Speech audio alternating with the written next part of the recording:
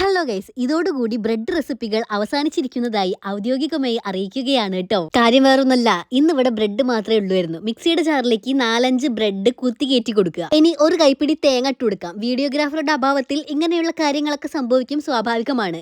ഇനി പഞ്ചസാരയുടെ ആവശ്യമുണ്ട്. 3 സ്പൂൺ പഞ്ചസാര ഇട്ട് കൊടുക്കാം. ഒട്ടും വെള്ളം ചേർക്കണ്ട. എല്ലാം കൂടെ ഇട്ടൊന്ന് ക്രഷ് ചെയ്യുമ്പോൾ ഇതുപോലെ ഒരു പിണ്ണാക്ക് പരുവത്ത് കിട്ടും കേട്ടോ. ഇനി ഇതുപോലെ കയ്യിലെടുത്ത് കുഴച്ചുരുട്ടി വായിലേക്ക് ഇട്ട് തിന്നാൽ അടി കിട്ടും. ഇങ്ങനെയൊന്നും തിന്നാൻ പറ്റൂലത്. നമുക്കിത് കുഴച്ചുരുട്ടി നല്ല ഭംഗിയായിട്ട് അവിടെ വെക്കാം. അപ്പൊ ദേ ഉണ്ണിക്കുട്ടന്മാര് റെഡി ആയിട്ടുണ്ട്. നമുക്കിത് പൊരിച്ചെടുക്കുകയാണ് വേണ്ടത്. അതിന് വേണ്ടിയിട്ട് ഞാൻ ഓയിൽ ചൂടാവാൻ വെച്ചിട്ടുണ്ട്. ഹൈ ഫ്ലെയിമിൽ തന്നെ ഇട്ട് കൊടുക്കാം കേട്ടോ. അപ്പൊ ദേ ഇതുപോലെ കിട്ടും. ഇപ്പൊ മനസ്സിലായില്ലേ ഏത് ഫ്ലെയിമിലാണ് ഇട്ട് കൊടുക്കേണ്ടതെന്ന്? സാരല്ല, ഏത് പോലീസുകാരനും ഒരു അബദ്ധമൊക്കെ പറ്റൂലേ.